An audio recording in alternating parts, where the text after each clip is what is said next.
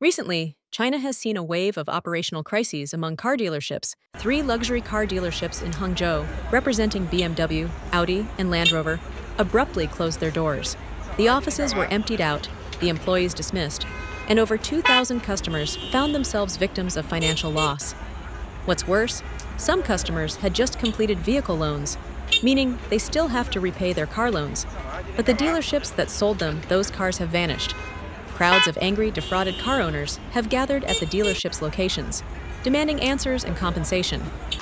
Inside the Porsche 4S dealership, the lights are off. A few cars are still parked inside, but the place feels deserted. There's just one cleaning lady left, picking up trash in the empty showroom. This used to be Porsche's storage area. Now it's completely abandoned. And what about the customers who prepaid for those expensive service packages? Some of them put down tens of thousands of yuan, and now there's no one left to honor those services. Not a single car is left in the showroom. Mercedes-Benz has shut down, Audi is gone, Lincoln disappeared just a while ago. One dealership after another, one brand after another, are vanishing without warning. I bought a brand new car from the 4S dealership, and this is what it looked like when they handed it over to me. The staff at the dealership told me, "We'll give you 300 yuan for repairs, or you can take us to court."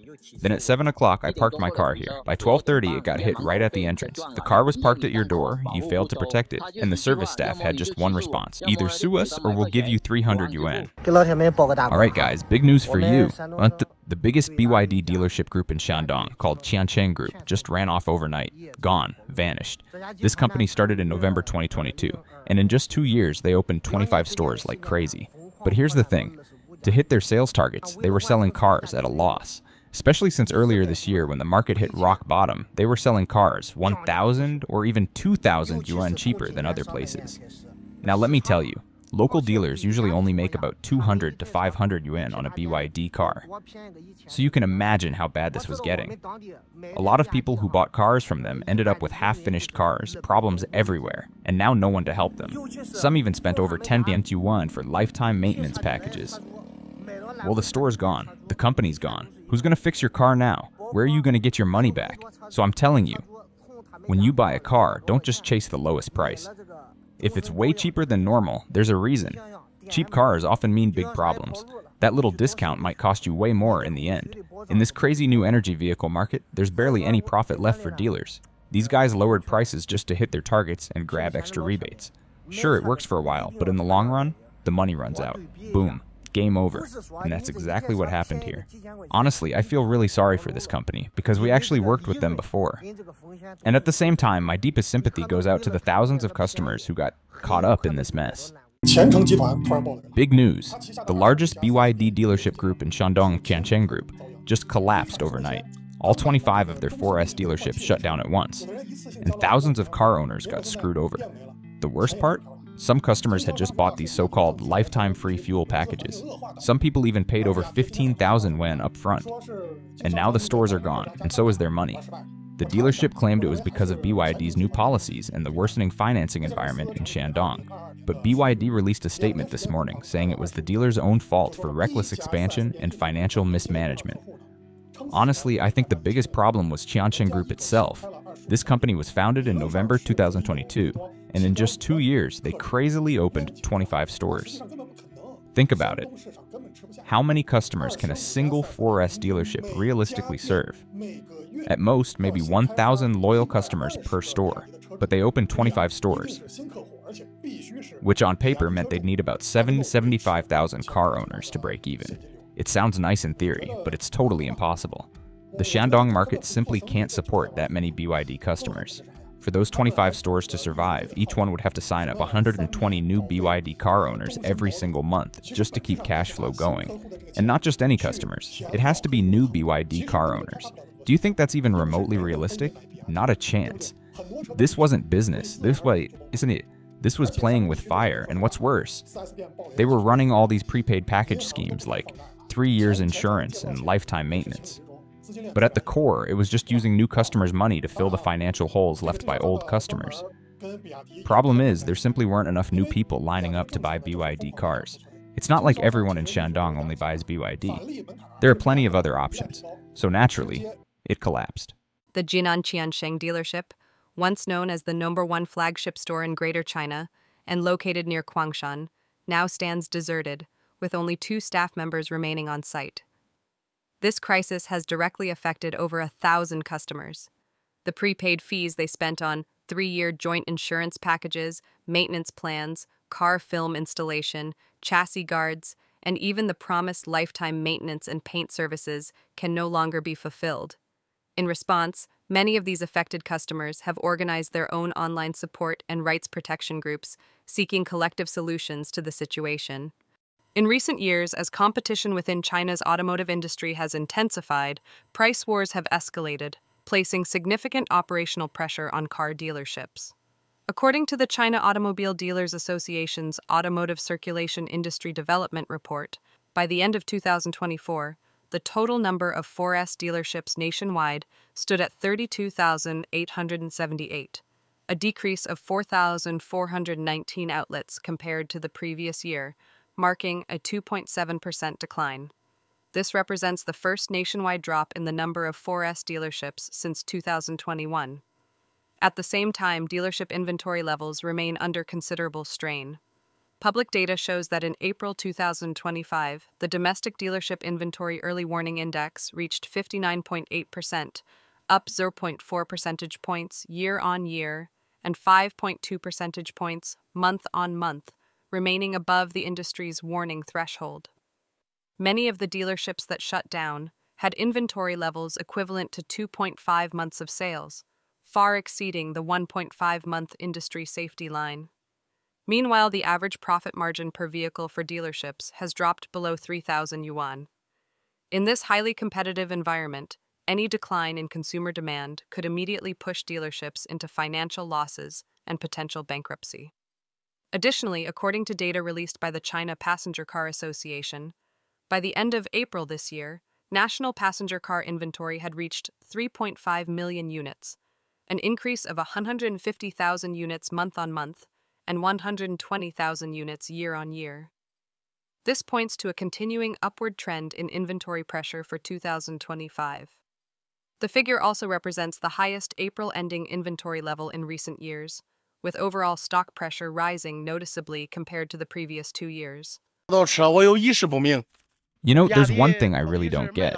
Is BYD actually selling well or not? I mean, if the sales are so good, how come there are so many unsold cars just sitting here? But if sales aren't good, then why do people online have to wait 2 or 3 months just to get their orders? It just doesn't make sense. This is just the inventory of a single dealership in a small city. And guess what? This place sells less than 100 cars a month. But look at this lot. The inventory is insane. 1 yard isn't even enough to hold all these cars. Everywhere you look, it's covered in dust. And the craziest part? These are all supposedly hot-selling models. They keep telling you they're cutting prices so consumers can buy cars cheaper. But the truth is, the inventory is so huge, the dealership just can't handle it anymore. They'll tell you business is booming, sales are soaring after the discounts, and that you'll need to wait in line for those popular models. But take a look at this. Rows and rows of dusty, brand new cars sitting here with no end in sight. Honestly, there are probably a few hundred cars in this one lot alone. You tell me, what kind of inventory turnover is this? Call it Model 4, Model 5, whatever you want. This is the real situation with their stock. And the sad thing is, they're still out here fooling customers, claiming the market is hot and their best sellers are sold out. Then what the hell are all these cars doing here? Not only is China's new energy vehicle market facing severe inventory backlogs, but the entire Chinese new energy vehicle industry is also under increasing pressure. Intensifying price wars and shrinking profit margins have become the norm across the sector. From January to December 2024, the average price reduction for discounted NEV models reached 18,000 yuan, representing a price drop of 9.2%. Meanwhile, the overall profit margin for the automotive industry fell to just 4.3%, lower than both the average profit margin of downstream industrial sectors and the level recorded in 2023. In an interview this May, Jinan, the founder of Great Wall Motors, remarked that an Evergrande has already emerged within the automotive industry. It just hasn't collapsed yet.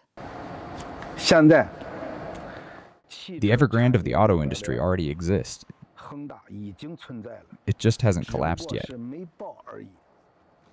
The Evergrande of the auto industry already exists? Yeah, exactly. Evergrande Real Estate was once China's largest property developer, but its aggressive expansion, high leverage, heavy debt, and high turnover business model ultimately led to a severe financial crisis and default. Many netizens have since speculated that the automaker Wei was alluding to is likely BYD. Wei Jinan pointed out that while price wars can temporarily boost sales, they pose a significant threat to the long-term healthy development of the automotive industry. Pretty much all pure electric car brands are losing a ton of money. The business model just isn't sustainable yet.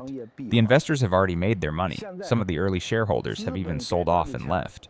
Now it's just the industry stuck here, still selling cars at a loss with no idea how to turn it around. Wei Jian also highlighted the widespread issue of zero-kilometer used cars within the new energy vehicle industry. Many new cars are registered and immediately reclassified as used vehicles for resale, just to count as completed sales transactions and qualify for government subsidies. This practice not only inflates sales figures and helps maintain stable stock prices, but also makes it easier for companies to secure bank loans. There's this weird thing happening now called zero-kilometer used cars. What does that mean? It means the car gets registered, like it's officially sold, but then it immediately shows up as a used car. But how can a used car have 0 kilometers on it, right? It's basically a brand new car that's just been registered, and this is becoming a total mess. Right now, if you go on platforms like Dongchedi, Guazi, or Xianyu, you'll see thousands of listings for 0-kilometer used cars. It's really chaotic. Since 2025, this strange situation has been getting worse. There's way too much hype, way too much exaggeration, and in the end, it's the customers who get nothing out of it. To ease inventory pressure and accelerate cash flow, some car dealers in China are registering unsold new vehicles as used cars and selling them at lower prices to quickly clear stock. At the same time, many automakers have been offering rebates, interest subsidies, and other incentives to push dealers to purchase far more vehicles than actual market demand. As a result, buying high and selling low has become a common practice across the industry. Statistics show that 0-kilometer used cars are flooding the Chinese market at an alarming rate. According to data from the China Automobile Dealers Association, by 2024, vehicles registered for less than 3 months with mileage under 50 kilometers accounted for 12.7% of China's total used car transactions, a 7.2 percentage point increase from 2020. The total market size for 0-kilometer used cars exceeded 1.1 million units in 2024 alone. For consumers, buying these so-called new cars means faster depreciation and a lack of full warranty coverage. Wei Jian also pointed out that China's automotive industry is currently in an unhealthy state. The intense price wars are severely eroding the profit margins of carmakers and suppliers, and in the long run, this will seriously impact vehicle safety and overall quality. Some car brands are straight up cutting corners now, even on stuff like safety, durability, and reliability. Think about it. A car that used to sell for 220,000 or 230,000 yuan a couple of years ago is now going for 120,000 or 130,000. What kind of product can drop 100,000 yuan in price and still promise the same quality? No way. It just doesn't work like that. Here are some customer complaints about the car's quality. BYD Check out this BYD. 1 link, 2 links, 3 link. What's the difference from those cheap old people's scooters? You call this build quality? These parts are thinner than a toothpick. Pop it open and look inside. This crash bar feels like a soda can. Even my kitchen knife's spine is thicker. The radiator? Plastic. And look at this fender. Brand new car. Already got rust marks on it. And no one's even touched it yet. Alright, let's put this BYD Seagull up and check out the undercarriage. And yeah, you're probably wondering why there's a cheap little elderly scooter parked next to it. No offense, but believe it or not, these two cars have pretty much the same suspension setup. Look at this rear suspension. You'd think it's that little scooters. Nope, it's the Seagulls. They both use a torsion beam setup, which is literally a 30-year-old design. Sure, lots of cheap small cars still use it, but at least give it a separated spring and shock design so people in the back seat can ride a little more comfortably.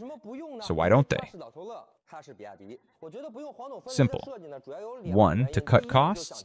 2, to save space. But look here. BYD Seagull's rear suspension area has a massive empty space. A big spare tire well. With no spare tire and still a lot of wasted room. Anyone know what that empty area is even for? Now check out the materials. The Seagull's rear suspension is basically just a few round steel pipes welded together. You could argue it's a double-layer torsion beam, but it's really just a flattened steel pipe. The scooter next to it, same story. Steel pipe welded together with a triangle iron bracket. Now look at the underbody. Classic BYD style. They slap the battery at the absolute lowest point. See these scuff marks? It's already scraped a few times. And the battery protection plate? It's some kind of fiberglass material, not even metal. But look at this scooter. It put the battery way at the back, up at the highest point of the underbody. Way less likely to get scraped, though it might be risky in a rear-end crash. And honestly, the scooter's battery shield is even better. A huge piece of metal plate. Now check out the underbody coating. Seagull only sprayed half of it, left these beams bare. Maybe the guy ran out of paint, who knows? And what they did spray is kinda sloppy. The seam sealer, I won't even talk about it. And you guys can see for yourselves. The scooter, though. No underbody coating, no seam sealer. Big fail. Now brake lines, the Seagull's brake line runs under the floor, no protection plate. Super rare to see that in modern cars now. But this scooter does the same thing. Unsafe either way. People say these small cars aren't safe. So let's compare shell rigidity. Here's the Seagull. Way too soft. Now the scooter, can't even press it in. And hey, you hardly ever see cars with just one wiper anymore. Seagull's got one at the front, none at the back. The scooter's got none at the back either, but it does have two up front. Look, no hate in this video. Pure coincidence these two are side by side today. But here's the question I'm stuck on. Why the heck is it selling so well? Chinese-made car. Tried it myself. Man, the quality's really bad. Everything rattles except the horn. Clunk, clank, rattle everywhere. Power system failure. Still got 49% battery and 233% fuel somehow. Car just broke down in the middle of the road. Won't start, can't move. Got out to check, but it won't even turn off. Can't even shut it down now. Some people online are still optimistic about BYD. Doesn't matter if it's pure electric or hybrid. BYD makes pretty much everything themselves. Batteries, motors, electric controls, even the engines. So they've got a tight grip on costs, from raw materials to production. Then there's Wang Chuanfu, the founder. He's an engineer, so the company's always been big on tech innovation. He stuck with lithium iron phosphate batteries for 18 years, and in the end made super safe, high-performance cells. And the third thing is, they're huge. Last year they sold 4.27 million cars worldwide, ranked 6th globally, and this year's first quarter sales jumped another 30%. With that kind of scale, they can spread out R&D and supply chain costs, and then cut prices to pass the savings on to buyers. What do you think about China's car industry? Drop your thoughts in the comments below.